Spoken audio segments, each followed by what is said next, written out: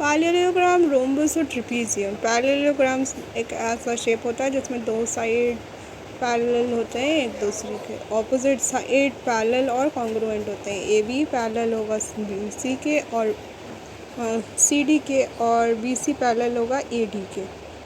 अब इसमें angle A और एंगल सी, ऑपोजिट वाले एंगल्स इक्वल होते हैं, एंगल बी और एंगल डी इक्वल होते हैं। और जो एंगल का रेशियो होता है ना एक्स वाई, ये सब जगह सेम होता है। मतलब अगर ये 90 माइनस थीटा है तो ये 180 माइनस थीटा है तो ये थीटा हो जाएगा, फिर ये 180 माइनस थीटा हो जाएगा, फिर ये थीटा हो जाएगा। ठीक है, ऑपोजिट वाले एंगल्स इक्वल होते हैं और एडजेसेंट वाले एंगल्स का सम 180 होता है। ठीक है, और इसमें ट्रायंगल ए बी सी और ट्रायंगल सी डी ए, ये दोनों आपस में कॉन्ग्रुएंट भी होते हैं। डायगोनल बाइसेक्ट नहीं करता है, पर बाइसेक्ट भी नहीं करता और 90 डिग्री पर भी नहीं होता है। और जो ऑपोजिट वाले ट्रायंगल्स होते हैं ना, वो कॉन्ग्रुएंट होते हैं। जैसे आप ये देख सकते हैं कि एक पैरेललोग्राम बनाया है जिसके डायगोनल्स को इंटरसेक्ट कराया है, दोनों डायगोनल्स को, तो 4 अलग अलग ट्रायंगल बना है और वो चारों ट्रायंगल आपस में कॉन्ग्रुएंट है। और ये इसमें से कोई भी एक ट्रायंगल का जो एरिया होगा ना, वो पैरेललोग्राम के एरिया का 1/4 हो जाएगा। अब डायगोनल्स इक्वली, जैसे ये एक पॉइंट ओ है जहाँ पे ये दोनों डायगोनल्स मिल रहे हैं, तो ए ओ इक्वल होगा ओ सी के, और जो कि ए सी का हाफ होगा। सिमिलरली ओ डी इक्वल होगा ओ बी के, जो बी डी का हाफ होगा।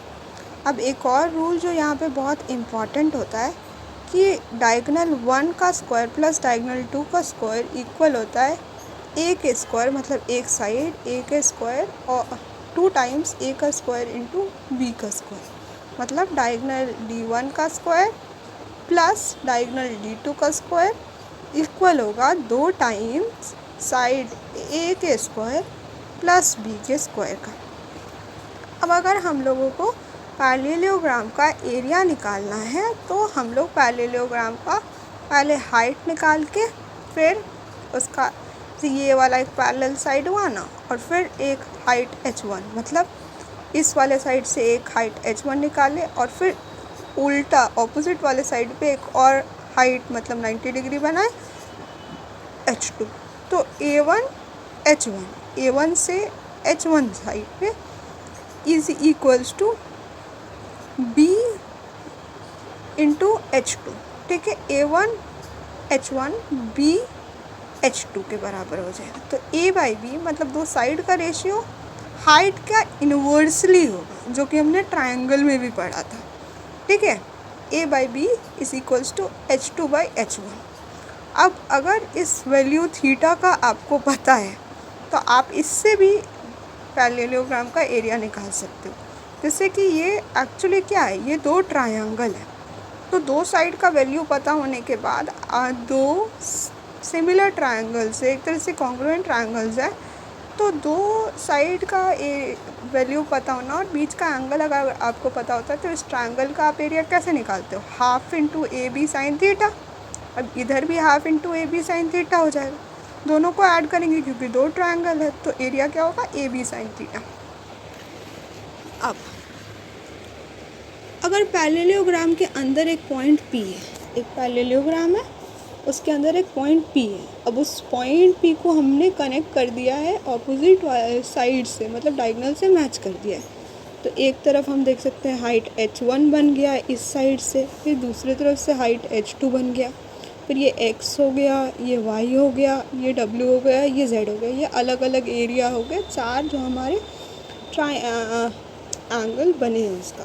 तो यहाँ पे भी वो सेम चीज़ होगा जो हमने पहले पढ़ा है, जैसे area of x plus Y, उल्टा ऑपोजिट वाला, बराबर area of z plus w, जो कि हाफ टाइम्स होगा। मतलब ये आधा है ना, ये आधा ही हुआ ना इस बड़े वाले पैरेललोग्राम का, हाफ ऑफ द पैरेललोग्राम। ठीक है, हाफ इंटू ए इंटू h1, ट्रायंगल का वैल्यू हाफ इंटू ए इंटू h1। ठीक है, हाफ इंटू ए इंटू h1 बराबर half into B into h2। अगर बी सी साइड के मिड पॉइंट से पी क्यू बनाएं तो अब देखो, बी सी साइड का मिड पॉइंट पी है, सी डी साइड का मिड पॉइंट क्यू है। अब इस दोनों को मिला के पॉइंट ए से एक ट्रायंगल बनाते हैं, ठीक है। दो साइड के मिड पॉइंट को मिला के तीसरे साइड से एक ट्रायंगल बनाते हैं। तो ये जो ट्रायंगल बना और साथ में ये जो पैरेललोग्राम है, इन दोनों के एरिया का रेशियो 3/8 हो जाएगा, ठीक है। अब area of A D Q A P Q होगा, sorry, area of A P Q 4 times हो जाएगा, sorry, triangle A D Q, sorry, इसका ए डी क्यू। पहले हमने ये वाला ट्रायंगल देख लिया, अब ये वाला ट्रायंगल देखेंगे, ए डी क्यू। ए डी क्यू 1/4 हो जाएगा इस पैरेललोग्राम के एरिया से। उसी तरीके से पी क्यू सी, ये वाला पहले ये वाला देख लिया, फिर ये वाला देख लिया, ये 1/4 है। उसी तरीके से ये वाला भी 1/4 हो जाएगा किसके, ट्रायंगल बी डी सी के। ये जो आधा ट्रायंगल बनेगा ना, यहाँ से इसका हाफ हो जाएगा। लेकिन आप ये चीज़ देखो, ये 1/8 टाइम्स हो जाएगा इस पूरे इसके, मतलब ये सबसे छोटा लग रहा है ना, तो ये 1/8 टाइम्स पूरे पैरेललोग्राम पे हो जाएगा। ये जो यहाँ पे है ये 1/4 टाइम हो जाएगा। और ये जो बड़ा वाला है ना, जो मिड पॉइंट से जॉइन करके बना है, ये 3/8 टाइम्स हो जाएगा, ठीक है। अब रोम्बस क्या होता है, रोम्बस में चारों साइड इक्वल होते हैं और जो डायगोनल्स होता है ना, वो 90 डिग्री पे इंटरसेक्ट करता है, और वो डायगोनल्स इक्वल भी होते हैं, ऑपोजिट वाले साइड इक्वल होते हैं, और जो वर्टेक्स एंगल को बाइसेक्ट भी करते हैं। मान लो ये थीटा है ना, तो अगर एक डायगोनल बनाए तो ये θ/2 हो जाए। पर ये 90 नहीं होता है। अगर ये 90 हुआ तो ये स्क्वायर बन जाएगा, ठीक है। एडजेसेंट साइड का सम 180 डिग्री, देखो ये दोनों आपस में इक्वल हो जाएगा, ये दोनों आपस में इक्वल हो जाएगा, उल्टा साइड इक्वल हो जाएगा, और साथ वाले साइड का सम 180 डिग्री होगा। डायगोनल्स इक्वल नहीं होते यहाँ पे, ठीक है। इस चीज़ का सबसे इम्पॉर्टेंट पार्ट ये है कि डायगोनल इक्वल नहीं होंगे। जो ए सी का वैल्यू होगा ना, वो बी डी के वैल्यू के इक्वल नहीं होगा, लेकिन ओ ए ओ सी के बराबर होगा, जो कि ए सी का हाफ होगा, ठीक है। उसी तरीके से ओ बी इक्वल होगा ओ डी के, जो बी डी का हाफ होगा, ठीक है।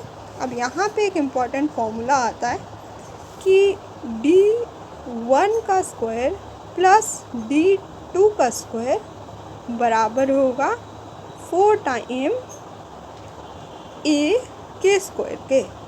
D1 का स्क्वायर बराबर हो प्लस D2 का स्क्वायर बराबर होगा 4 टाइम ए के स्क्वायर की। अब इसको आप ना इस वाले फॉर्मूला से भी समझ सकते हो कि डायगोनल निकालने के लिए D1 का स्क्वायर प्लस D2 का स्क्वायर बराबर 2 टाइम ए का स्क्वायर प्लस बी का स्क्वायर।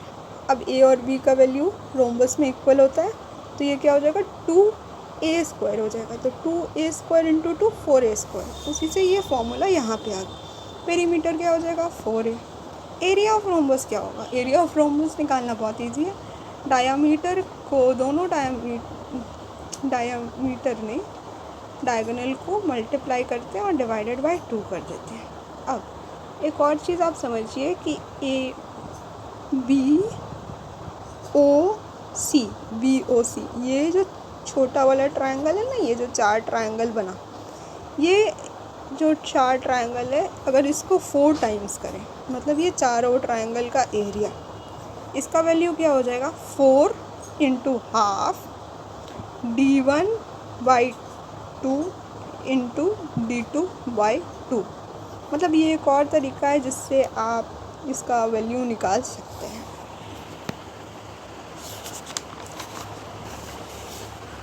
अब अगर एक फिगर है जिसमें मिड पॉइंट्स को जॉइन करके क्या बनाना, जैसे कोई भी स्केलियन क्वाड्रिलेटरल है ना, तो उसके मिड पॉइंट को, मतलब जो साइड है उसका मिड पॉइंट लिए, चारों साइड का मिड पॉइंट लिए, और फिर उसको जॉइन करके एक फिगर बनाए, एक क्वाड्रिलेटरल बनाए। तो तो एक स्केलिन क्वाड्रिलेटरल बनाएंगे ना तो हमें पैरेललोग्राम मिल जाएगा। उसी तरीके से अगर स्क्वायर रहा तो उसमें स्क्वायर ही मिलेगा, ठीक है। रेक्टेंगल रहा तो रोम्बस बन जाएगा। रेक्टेंगल के मिड पॉइंट को लेके अगर आप एक क्वाड्रिलेटरल बनाते हैं तो रोम्बस होगा, और अगर रोम्बस के मिड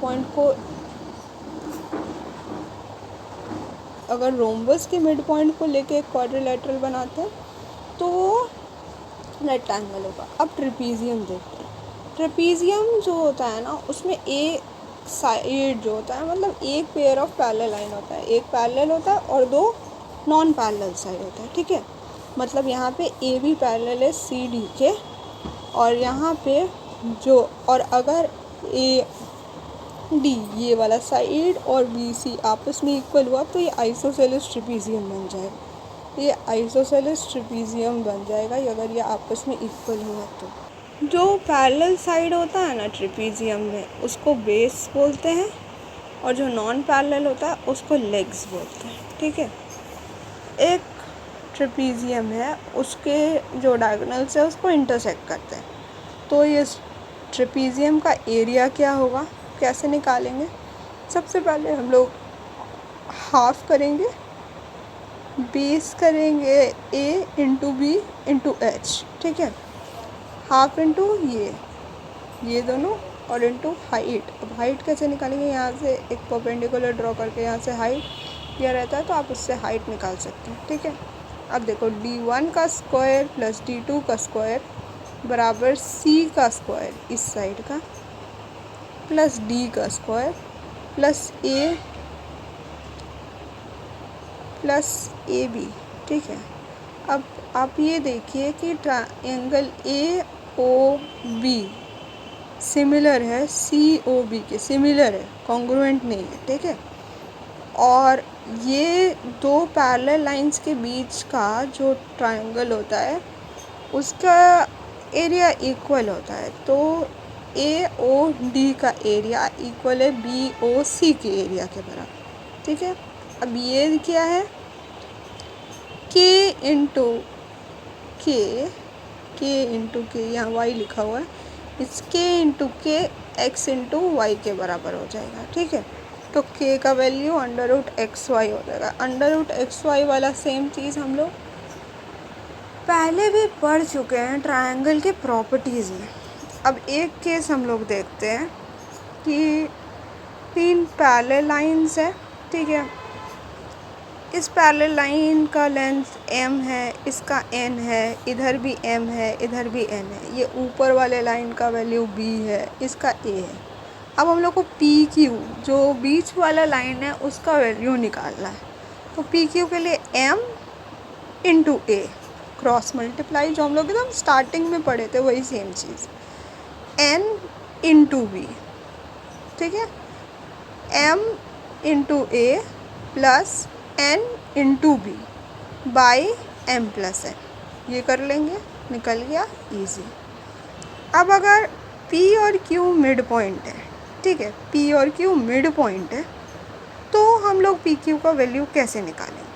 अगर ये मिड पॉइंट है तो इसका रेशियो 1:1 हो जाएगा, तो डायरेक्टली AB का वैल्यू जो कि यहाँ A है, CD का वैल्यू जो कि B है, डिवाइडेड बाई 2। ये केस 3 हो गया कि एक पैरेललोग्राम ट्रेपीजियम बनाए और इस ट्रेपीजियम के नीचे वाले पॉइंट पे एक P और Q पॉइंट है जो डायगोनल का मिड पॉइंट है, जो मतलब ये डायगोनल इधर है, एक डायगोनल इधर है, इस डायगोनल का मिड पॉइंट P है, इस डायगोनल का मिड पॉइंट Q है। अब इस दोनों डायगोनल के मिड पॉइंट को जॉइन करेंगे तो PQ पॉइंट बन रहा है। और यहाँ पे सबसे इम्पॉर्टेंट बात है कि ये जो डायगोनल्स है वो इक्वल नहीं होते, पर जो ट्रायंगल AOB है और ट्रायंगल COD है ये दोनों आपस में सिमिलर हैं। तो इस कंडीशन में हमें अगर PQ का वैल्यू निकालना है जब ट्रेपीजियम के डायगोनल्स का मिड पॉइंट को जॉइन किया जाए, तो उस केस में हम लोग को AB नीचे बड़ा वाला -CD/2 करना है, AB -CD/2 करना है। केस नंबर 4 है जब MN और एम और एन का एरिया है तो क्वाड्रिलेटरल कैसे बने। अब देखो एम और एम ये एरिया है इस 3 पैरेलल लाइन के बीच का। तो जो एरिया है triangle D C P Q, ये ऊपर वाले का एरिया एम है और नीचे वाले का पी क्यू बी ए इसका एन है। ठीक है, अब हमें पी क्यू का वैल्यू निकालना है, इस लाइन पी क्यू का वैल्यू निकाल। तो यहाँ पे क्या करेंगे, यहाँ पे सबसे पहले अंडर रूट लगाएंगे। सबसे पहले हम लोग अंडर रूट लगाएंगे। अंडर रूट लगाने के बाद m इंटू ए का स्क्वायर, ठीक है, प्लस n इंटू बी का स्क्वायर, ठीक है, बाई m इंटू एन।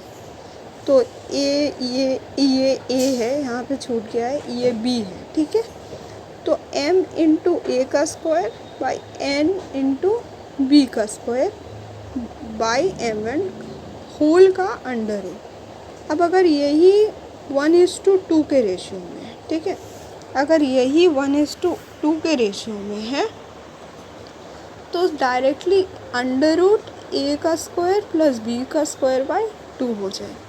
अब आइसोसेलेस ट्रेपीजियम क्या होता है? आइसोसेलेस ट्रेपीजियम होता है जब नॉन पैरेलल साइड इक्वल हो, मतलब जो बेस है ना वो पैरेलल हो और जो लेग्स है मतलब ये साइड वाला वो इक्वल हो। तो इसमें क्या होगा कि जो एंगल ए प्लस सी है वो इक्वल हो जाएगा डी प्लस बी के, जो कि 180 डिग्री है, और ये एक साइक्लिक क्वाड्रिलेटरल ही हो जाएगा। अगर एक सर्कल इंस्क्राइब किया जाए, मान लो एक सर्कल हम लोग बनाए और उसके अंदर एक ट्रेपीजियम बनाते हैं, ठीक है, तो वो हमेशा ऑलवेज आइसोसेलेस ट्रेपीजियम ही होगा। तो इससे हम लोग को पता क्या चलेगा कि जो दो एंगल्स होंगे ना उन दोनों का ऑपोजिट वाले एंगल्स का सम 180 डिग्री होगा। ये आइसोसेलेस ट्रेपीजियम है और ये प्रॉपर्टी कि ऑपोजिट एडजेसेंट एंगल्स का वैल्यू 180 डिग्री है, ये साइक्लिक क्वाड्रिलेटरल का वैल्यू प्रॉपर्टी होता है। तो इससे हमारा ये चैप्टर भी कंप्लीट।